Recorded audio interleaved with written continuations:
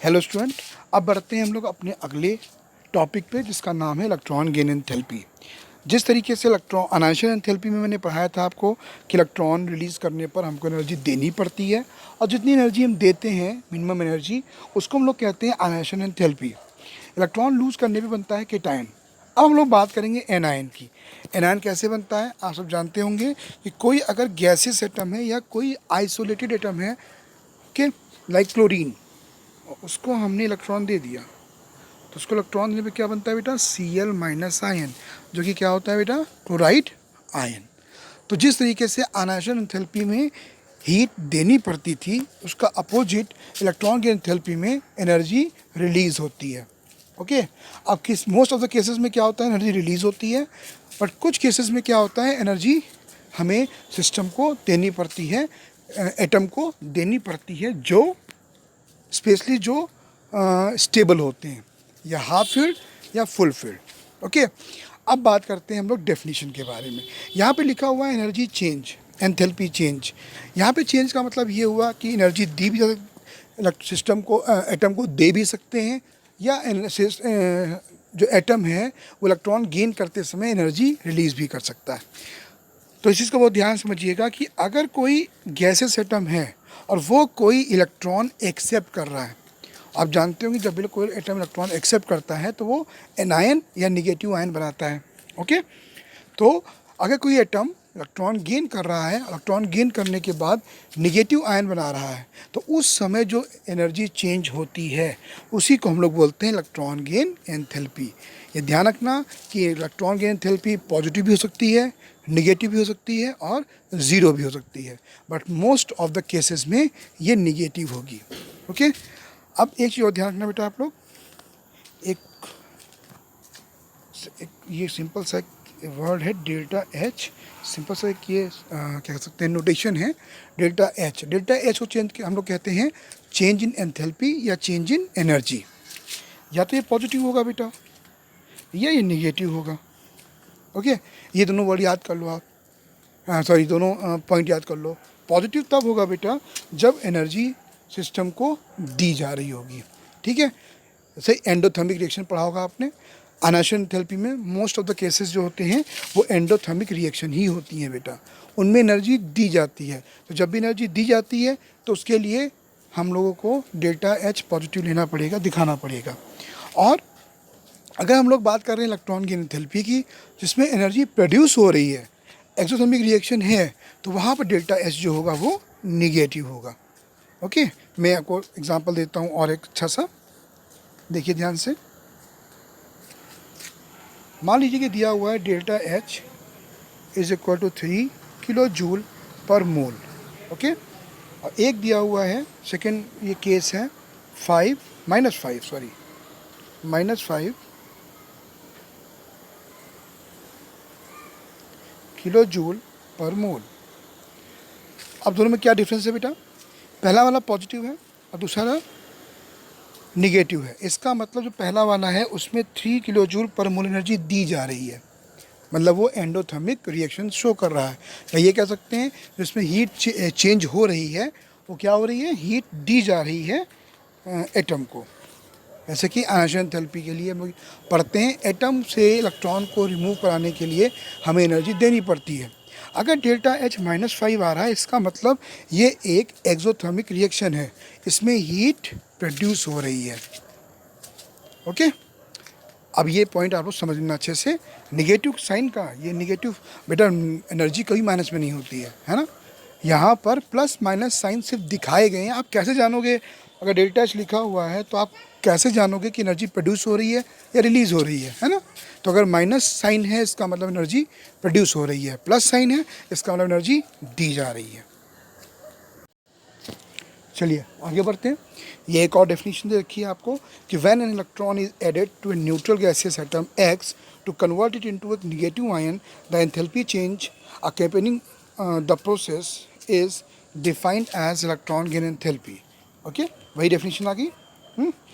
जो ये next line है ये इंपॉर्टेंट है। It provides a measure of ease, okay, with which an atom adds an electron. ये हमें बताता है कि कितनी आसानी से कोई एटम इलेक्ट्रॉन गेन कर सकता है। ये बहुत इंपॉर्टेंट लाइन है। हम लोग कैसे जानेंगे, अगर आपको एटम का नाम दो चार एटम दे रखे हैं और आपको कहा गया बताइए कौन सा एटम आसानी से इलेक्ट्रॉन गेन करेगा, तो आप उनको देख के नहीं बता पाओगे ना। उसके लिए आपको इनकी इलेक्ट्रॉन गेन एंथैल्पी पता होनी चाहिए। एंथैल्पी अगर पता है आपको तो आप आसानी से पता कर सकते हैं कि कौन सा एटम आसानी से इलेक्ट्रॉन गेन कर सकता है। मैं बताता हूँ अभी इसको एग्जांपल देके। तो एक नीचे लाइन लिखिए, पढ़ लीजिए। Depending on the element, the process of adding an electron to the atom can be either endothermic or exothermic. Element कैसा है इसके ऊपर डिपेंड करके इस पर डिपेंड करता है कि वो रिएक्शन कैसी होगी, एंडोथर्मिक या एक्सोथर्मिक। इलेक्ट्रॉन गेन एंथैल्पी मैंने बताया था ना कि 0 भी हो सकती है, प्लस भी हो सकती है, माइनस भी हो सकती है। अब तो लाइन में बताइए ना कि कितनी ये एक मेज़रमेंट है इलेक्ट्रॉन गेन एंथैल्पी कि कितनी आसानी से कोई भी एटम इलेक्ट्रॉन गेन कर सकता है। मैं एग्जांपल देता हूँ, पर सुनिएगा ध्यान से बेटा, आप देखिएगा। एक पहला केस है,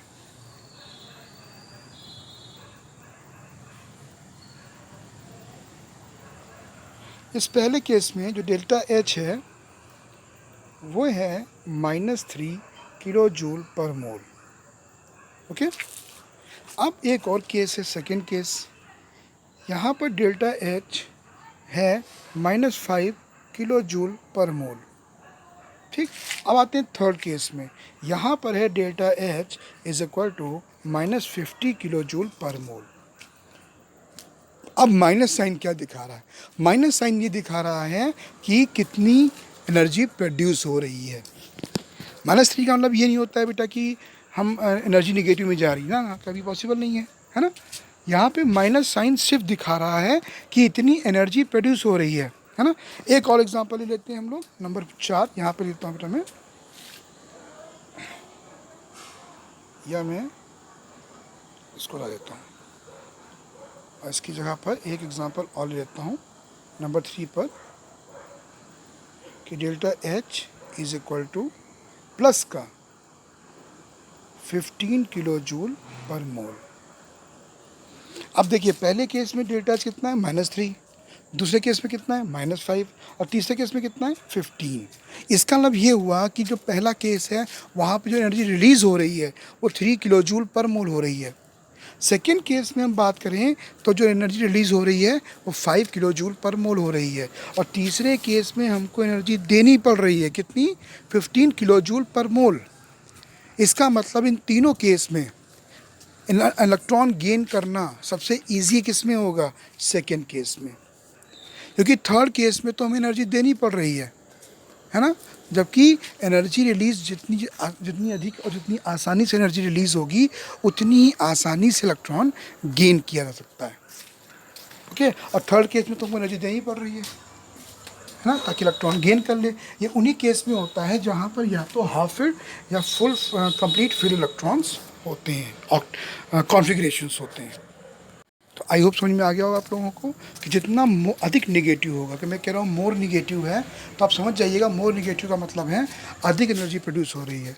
और इसके साथ हम ये बोल सकते हैं कि इनको इलेक्ट्रॉन गेन करना उतना ही आसान होगा। मोर निगेटिव याद रखना, अगर दो एनर्जी दे रखी हैं और दोनों माइनस हैं तो जो अधिक निगेटिव होगी वो ये दिखाएगा कि वो अधिक एनर्जी प्रोड्यूस कर रही है इलेक्ट्रॉन गेन करने पर, और उसको इलेक्ट्रॉन गेन करना उतना ही आसान है।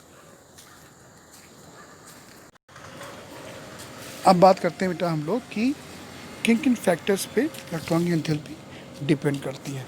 तो पहला है बेटा न्यूक्लियर चार्ज। ध्यान रखिएगा, जितना अधिक न्यूक्लियस पे चार्ज होगा बेटा, ओके, इलेक्ट्रॉन गेन करना उतना ही आसान होगा। क्योंकि शायद जानते होंगे आप लोग कि इलेक्ट्रॉन गेन करने के लिए रिस्पॉन्सिबल कौन होता है, जो इलेक्ट्रॉन गेन कर रहा है उसका न्यूक्लियस। क्योंकि इलेक्ट्रॉन पे चार्ज होता है नेगेटिव बेटा, और न्यूक्लियस पे चार्ज होता है पॉजिटिव। जितना अधिक न्यूक्लियर चार्ज होगा, जितना अधिक पॉजिटिव चार्ज होगा न्यूक्लियस में, इलेक्ट्रॉन को उतनी ही ईजिली वो अपनी तरफ खींचेगा और उतनी ही अधिक एनर्जी प्रोड्यूस करेगा। ये मैं चीज़ बार बार बोलता रहूँगा, उतनी ही अधिक एनर्जी प्रोड्यूस करेगा। ये कह सकते हैं उतनी ही एनर्जी उसकी अधिक निगेटिव होगी। मोर निगेटिव का मतलब अधिक एनर्जी प्रोड्यूस कर रहा है, और अधिक एनर्जी प्रोड्यूस करने का मतलब क्या हो गया, वो उतनी ही आसानी से इलेक्ट्रॉन को गेन कर रहा है। ठीक है, तो जितना अधिक न्यूक्लियर चार्ज होगा इलेक्ट्रॉन को गेन करना उतना ही आसान होगा और उसकी एनर्जी उतनी ही अधिक रिलीज़ होगी। ठीक है, मोर उतनी अधिक निगेटिव होगी। निगेटिव का मतलब इलेक्ट्रॉन एनर्जी रिलीज़ करना। अब एटॉमिक साइज़ देखिए बेटा, जितना बड़ा साइज़ होगा एटम का उसका न्यूक्लियस आने वाले इलेक्ट्रॉन से उतना ही दूर होगा बेटा, है ना। साइज़ अधिक होने का मतलब क्या है, नंबर ऑफ़ शेल्स ज़्यादा होंगे। अब मान लीजिए कि एक यहाँ पर इलेक्ट्रॉन यहाँ पे है, इसको खींचना अपनी तरफ, एक ये है और एक में 2 बेटा शेल है, इलेक्ट्रॉन यहाँ पे है, तो ऑब्वियस सी बात है न्यूक्लियस को खींचने में उतनी ही दिक्कत होगी। तो जितना छोटा साइज़ होगा उसका न्यूक्लियस उस इनकमिंग इलेक्ट्रॉन के पड़ोस में अधिक होगा, इलेक्ट्रॉन गेन करना ईजी होगा और वो अधिक एनर्जी प्रोड्यूस करेगा, उसकी एनर्जी अधिक निगेटिव होगी। याद रखिएगा कि जितना अधिक साइज़ होगा इलेक्ट्रॉन गेन पर पाना उतना ही अधिक मुश्किल होगा, क्योंकि उसकी न्यूक्लियस की डिस्टेंस इनकमिंग इलेक्ट्रॉन से उतनी ही अधिक होगी। इनकमिंग मतलब समझते हो, जिस इलेक्ट्रॉन को गेन किया जा रहा है। चलिए, थर्ड इलेक्ट्रॉनिक कॉन्फ़िगरेशन है, बहुत ध्यान सुनिएगा। जो जितना अधिक स्टेबल होगा या जिस एटम का इलेक्ट्रॉनिक कॉन्फ़िगरेशन स्टेबल होगा बेटा, वो इलेक्ट्रॉन को उतनी ही मुश्किल से गेन करेगा। ठीक है, तो अगर हाफ फिल्ड कॉन्फ़िगरेशन है ऐसे या कंप्लीटली फिल्ड ऐसे, ये किस केस में होता है बेटा, नाइट्रोजन के केस में होता है ना, नाइट्रोजन फास्फोरस के केस में होता है। और ये किस केस में होता है, नोबल गैसेस कॉन्फ़िगरेशन के केस में होता है।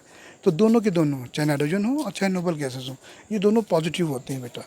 मतलब समझते हो क्यों, क्योंकि इन ये कम्प्लीटली फील्ड है या हाफ फील्ड है, इनको इलेक्ट्रॉन दे पाना, इलेक्ट्रॉन गेन करा पाना उतना ही अधिक मुश्किल होता है। तो हमको इनको एनर्जी देनी पड़ती है ताकि इलेक्ट्रॉन को आसानी से ये गेन कर सकें। ठीक है, तो जो अपने आप आसानी से इलेक्ट्रॉन गेन कर लेते हैं उनकी एनर्जी अधिक होती है, जिनको गेन कर पाना मुश्किल होता है उनको एनर्जी दी जाती है। किसके केस में होता है ये, केवल हाफ फील्ड और फुल फील्ड, कंप्लीटली फील्ड जिनके इलेक्ट्रॉनिक कॉन्फ़िगरेशन होते हैं उनमें इलेक्ट्रॉन गेन एंथैल्पी हमेशा पॉजिटिव ही होती है। ठीक है, किस में होता है, नाइट्रोजन ग्रुप में होता है और नोबल गैसेस में होता है। अब देखिए इस चीज़ को ध्यान से, ये आपकी पीरियोडिक टेबल है। अब ये आपका देखिए ध्यान से, ये आपकी पहला ग्रुप है, hydrogen, lithium, sodium, potassium, iridium. अगर ध्यान से देखिए तो क्या हो रहा है, -73। इसका मतलब ये 73 किलो जूल पर मोल प्रोड्यूस कर रहा है, कौन, हाइड्रोजन। फिर नीचे देखिए वैल्यू कम हो गई, -60। -60 का मतलब ये हुआ कि ये 60 किलो जूल पर मोल प्रोड्यूस कर रहा है। इसका मतलब ये हुआ कि हाइड्रोजन और लिथियम में किसकी कौन ईजिली इलेक्ट्रॉन गेन कर सकता है, हाइड्रोजन। क्यों, क्योंकि ये 70 किलो जूल पर मोल प्रोड्यूस कर रहा है और लिथियम को 60 किलो जूल पर मोल ही प्रोड्यूस करना पड़ रहा है इलेक्ट्रॉन को गेन करने के लिए। इसका मतलब जिसकी इलेक्ट्रॉन गेन एंथैल्पी अधिक निगेटिव होगी उसको इलेक्ट्रॉन गेन करना उतना ही ईज होगा, उतना ही आसान होगा। तो देखिए डाउन द ग्रुप जाने पे क्या हो रहा है, वैल्यू कम हो रही है। वैल्यू कम क्यों हो रही है, क्योंकि साइज़ बढ़ रहा है बेटा। तो साइज़ बढ़ रहा है तो इलेक्ट्रॉन को गेन कर पाना उतना ही मुश्किल होगा, क्योंकि न्यूक्लियस उतनी ही दूर जा रहा है। बट अगर हम आते हैं बेटा देखिए ध्यान से ग्रुप 17 में, यहाँ देखिए कितना है, -328, -349, -325, -295, -270। तो ग्रुप 17 के जो एलिमेंट होते हैं जिनको हम लोग कहते हैं हेलोजन एलिमेंट्स, है ना, ये हेलोजन्स की टेंडेंसी इलेक्ट्रॉन गेन करने की बहुत ज़्यादा होती है। ये आप लोग पहले पढ़ चुके हैं। इन केस ऑफ NaCl याद होगा आपको, Na ने इलेक्ट्रॉन लूज किया क्योंकि इलेक्ट्रॉन लूज करने की टेंडेंसी ज़्यादा होती है सोडियम की। क्लोरीन इलेक्ट्रॉन गेन किया क्योंकि उसकी इलेक्ट्रॉन गेन करने की टेंडेंसी ज़्यादा होती है ना। तो जो हेलोजन्स होते हैं इनकी टेंडेंसी सबसे अधिक होती है इलेक्ट्रॉन गेन करने में पूरी पीरियोडिक टेबल में, हेलोजन्स की। और देखिए ये सबसे निगेटिव होते हैं, -328, -349, -325। ओके, क्यों, क्योंकि इलेक्ट्रॉन गेन करने की इनकी टेंडेंसी होती है, इलेक्ट्रॉन ईजिली गेन कर लेते हैं। वही देखो ग्रुप किस में है, ग्रुप 16 में देखो निगेटिव है ना। अब आइए ग्रुप 15 में आइए, नाइट्रोजन कितनी है, +31। मैंने समझाया था आपको क्यों, क्योंकि इनका कॉन्फ़िगरेशन क्या होता है बेटा, इनका कॉन्फ़िगरेशन होता है हाफ फील्ड। देखिए ध्यान से, अब हाफ फील्ड होने के चक्कर में क्या हुआ, ये स्टेबल कॉन्फ़िगरेशन में आ जाता है, और जब ये स्टेबल कॉन्फ़िगरेशन में आ जाता है तो हमको और अधिक एनर्जी देनी पड़ती है इलेक्ट्रॉन गेन कराने के लिए। ठीक है, सिमिलरली देखिए बेटा आप लोग, ये आपका नोबल गैस कॉन्फ़िगरेशन है आपका। ये देखिए आपको मोस्टली पॉजिटिव मिलेंगे, +48 +116 है ना।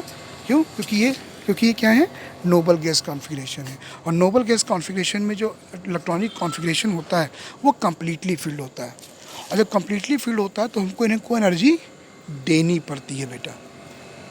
ओके, तो मैं सब चीज़ समझा दी आपको कि इलेक्ट्रॉन गेन थेरेपी क्या होती है, सक्सेसिव क्या होती है बेटा, कि इलेक्ट्रॉन एक गेन किया, निगेटिव आयन बना दिया।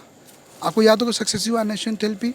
सक्सेसिव आयनाइजेशन एंथैल्पी में एक इलेक्ट्रॉन गेन करने के बाद दूसरी इलेक्ट्रॉन गेन करने में जो एनर्जी दी जाती है उसको हम बोलते हैं सक्सेसिव आयनाइजेशन एंथैल्पी। ये बेटा मैंने आपको समझाया था। सिमिलरली इलेक्ट्रॉन गेन थेरेपी में क्या होता है कि इलेक्ट्रॉन एक गेन किया, आपने बना दिया निगेटिव आयन, एन आयन। अब उसके बाद दूसरा इलेक्ट्रॉन फिर गेन करने के लिए आपको कितनी एनर्जी रिलीज़ करनी पड़ेगी एटम को, वो कहलाती है successive ionisation, successive electron gain enthalpy. तो आपको क्या तैयार करना है, इलेक्ट्रॉन गेन एंथैल्पी की डेफिनेशन और electron gain therapy successive electron gain therapy. फिर आपको पढ़ना है कि किन किन फैक्टर्स पे इलेक्ट्रॉन गेन थेरेपी डिपेंड करती है। ये मत भूलिएगा, किन किन फैक्टर्स पे इलेक्ट्रॉन गेन एंथैल्पी डिपेंड करती है। फिर आपको ये पढ़ना है कि अलोंग द ग्रुप और अलोंग द पीरियड जाने पर इलेक्ट्रॉन गेन एंथैल्पी पे क्या ट्रेंड आता है। ठीक है, जो along the period and down the group था आयनाइजेशन एंथैल्पी का, वो बहुत इंपॉर्टेंट था। ठीक है, इसमें भी आपको पढ़ना है कि अगर हम डाउन द ग्रुप जाएंगे तो आयनाइजेशन एंथैल्पी देखिए क्या हो रही है, यहाँ पे घट रही है ना। ये देखिए -73 फिर -60, लेकिन यहाँ पे क्या हो रही है, ग्रुप 17 में क्या हो रही है, देखिए -328 -348 325 295 270, यहाँ पे भी क्या हो रही है, कम हो रही है। लेकिन अलॉन्ग अ पीरियड क्या हो रहा है, ये देखिए -60 +66 हो गया, क्योंकि यहाँ पर BE में क्या होता है बताऊँ बेटा आपको मैं, BE में ये होता है कम्प्लीटली फिल्ड, और जब कंप्लीट इलेक्ट्रॉनिक कॉन्फ़िगरेशन होता है तो वो नोबल गैस बन जाती है या उसकी तरह बिहेव करती है ना, तभी ये पॉजिटिव है बेटा यहाँ पे। और फिर क्या हो रही है -83 -122 +31 -40। ठीक है, तो आपको ये क्या करना है, ये बेटा अपने आप लिखना है कि डाउन द ग्रुप जाने पर और अलॉन्ग अ पीरियड जाने पर इलेक्ट्रॉन गेन एंथैल्पी पे क्या ट्रेंड आता है। ओके, अब एक पॉइंट है कुछ इंपॉर्टेंट जो समझाना चाहता हूँ आपको, ये याद कर लीजिएगा आप लोग बहुत ध्यान से। ये देखिए बेटा, ये है आपका कि हेलोजेंस हैव मोस्ट निगेटिव, 2 बार हो गया सॉरी बेटा, नेगेटिव इलेक्ट्रॉन गेन एंथैल्पी। जो हेलोजेंस होते हैं इनकी जो इलेक्ट्रॉन गेन एंथैल्पी होती है सबसे अधिक निगेटिव होती है, ये मैंने अभी आपको समझाया। फिर लास्ट पॉइंट पे आइए, electron gain enthalpy of nitrogen and noble gases are positive. ये मैंने बताया आपको, ये क्वेश्चन अक्सर आ भी जाता है कि नाइट्रोजन और जो नोबल गैसेज होते हैं इनकी इलेक्ट्रॉन गेन एंथैल्पी पॉजिटिव क्यों होती है, क्योंकि ये हाफ फिल्ड और completely field electronic configuration show करते हैं। अब आते हैं हम लोग सेकेंड पॉइंट पे, ये थोड़ा सा इम्पॉर्टेंट है बेटा। क्या होता है डाउन द ग्रुप जाने पर, मैं दिखाया था अभी आपको, डाउन द ग्रुप जाने पर मैं फिर दिखा दूंगा अभी आपको, डाउन द ग्रुप जाने पर इलेक्ट्रॉन गेन एंथैल्पी कम होती जाती है, लेकिन क्लोरीन फ्लोरीन के बाद आता है। अगर हम बात करें हेलोजन की तो पहले फ्लोरीन आता है फिर क्लोरीन आता है, लेकिन यहाँ क्या लिखा है, electron gain enthalpy of chlorine is more than fluorine. अब ये भी देखिए, जहाँ पे एक्सेप्शनल केस बन जाएंगे, वैसे क्या ट्रेंड है, वैसे ट्रेंड ये है कि डाउन द ग्रुप जाने पर इलेक्ट्रॉन गेन एंथैल्पी मोर निगेटिव होती है, मतलब लेस निगेटिव होती है, मतलब बढ़ती जाती है। लेकिन जहाँ पर एक्सेप्शनल केस बन जाते हैं वो अपने आप इम्पॉर्टेंट बन जाता है। जैसे कि इस केस में फ्लोरीन के बाद क्लोरीन की वैल्यू कम होनी चाहिए, पर क्लोरीन की वैल्यू क्या होती है, फ्लोरीन से ज़्यादा है। मैं दिखाया था आपको, मैं फिर दिखाता हूँ, बस समझ लीजिए ऐसा क्यों होता है। ऐसा होता है, फ्लोरीन का साइज़ छोटा होता है, उसमें जो एटम्स होते हैं वो 2s 2p में जाते हैं, और जो क्लोरीन है उसमें 3s 3p में जाते हैं। 3p ऑर्बिटल में इलेक्ट्रॉन एंटर करते हैं। अब 3p का मतलब थर्ड शेल और 2p का मतलब सेकेंड शेल। अब थर्ड शेल बड़ा हो गया बेटा, है। तो एक होता है इंटर इलेक्ट्रॉनिक रिपल्शन। तो इंटर इलेक्ट्रॉनिक रिपल्शन का मतलब होता है इलेक्ट्रॉन्स के बीच में लगने वाला रिपल्शन। अब चूँकि फ्लोरीन का साइज़ छोटा है तो इलेक्ट्रॉन्स जो होंगे उसके पड़ोस में होंगे, तो उनके बीच में रिपल्शन अधिक लगेगा, और जब रिपल्शन अधिक लगेगा बेटा तो वो आने वाले इलेक्ट्रॉन को और अधिक रिपल करेंगे और उस इलेक्ट्रॉन को गेन करना थोड़ा सा मुश्किल हो जाएगा in comparison to chlorine. Chlorine का साइज़ बड़ा होता है, जब साइज़ बड़ा होता है किससे बड़ा होता है, इन्हीं की सबसे बड़ा साइज़ होता है क्लोरीन का, फ्लोरीन से बड़ा होता है, तो उसमें इंटर इलेक्ट्रॉनिक रिपल्शन उतना नहीं लग पाता है, और जब इंटर इलेक्ट्रॉनिक रिपल्शन लग नहीं पाता है तो इलेक्ट्रॉन को गेन करना उतना ही आसान होता है। मैं दिखाता हूँ आपको बेटा, अभी देखिए, ये देखिए फ्लोरीन का -328 है, ये 328 किलो जूल पर मोल प्रोड्यूस कर रहा है, और उससे अधिक कौन प्रोड्यूस कर रहा है, क्लोरीन कर रहा है, क्योंकि वैल्यू कम होनी चाहिए, है ना। और देखिए बेटा क्या हो रहा है, धीरे धीरे वैल्यू कम होती जा रही है, -325, 295, 270, तो यहीं पे बढ़ रही ना कि फ्लोरीन से बढ़ गई और फिर क्लोरीन तक फिर नीचे हो गई, कम हो गई ना। तो क्यों ऐसा हुआ, मैंने बताया आपको, फ्लोरीन का साइज़ छोटा होता है जिसकी वजह से इंटर इलेक्ट्रॉनिक रिपल्शन लगता है, और आने वाला जो इलेक्ट्रॉन होता है वो और अधिक रिपल्शन महसूस करता है, और उतनी आसानी से इलेक्ट्रॉन एंटर नहीं कर पाता, एटम उसको उतनी आसानी से गेन नहीं कर पाता है, तभी इसमें जो इलेक्ट्रॉन गेन एंथैल्पी होती है वो लेस निगेटिव होती है। लेस निगेटिव का मतलब हुआ इलेक्ट्रॉन गेन करने में कम एनर्जी प्रोड्यूस कर रहा हो, कम एनर्जी प्रोड्यूस कर रहा है इसका मतलब इलेक्ट्रॉन गेन करने की टेंडेंसी कम है। ओके, आई होप आपको ये टॉपिक समझ में आया होगा। ठीक है, नेक्स्ट टॉपिक है इलेक्ट्रोनेगेटिविटी, जो आपको नेक्स्ट डे भेजूंगा। इस पर बेस्ड न्यूमेरिकल जरूर लगाना बेटा आप लोग, सॉरी क्वेश्चंस जरूर सॉल्व करना, जो मैंने बताए हैं आपको 3 केस स्पेशली, सबके नोट्स तैयार करिएगा, और यही नोट्स और यही क्वेश्चन आंसर बेटा जब स्कूल खुलेगा तो आप सबमिट करेंगे, और इनके भी बेटा आपको नंबर मिलेंगे, तो प्लीज़ आप लोग बेटा इनके नोट्स तैयार करते रहिएगा। Thank you and have a nice day.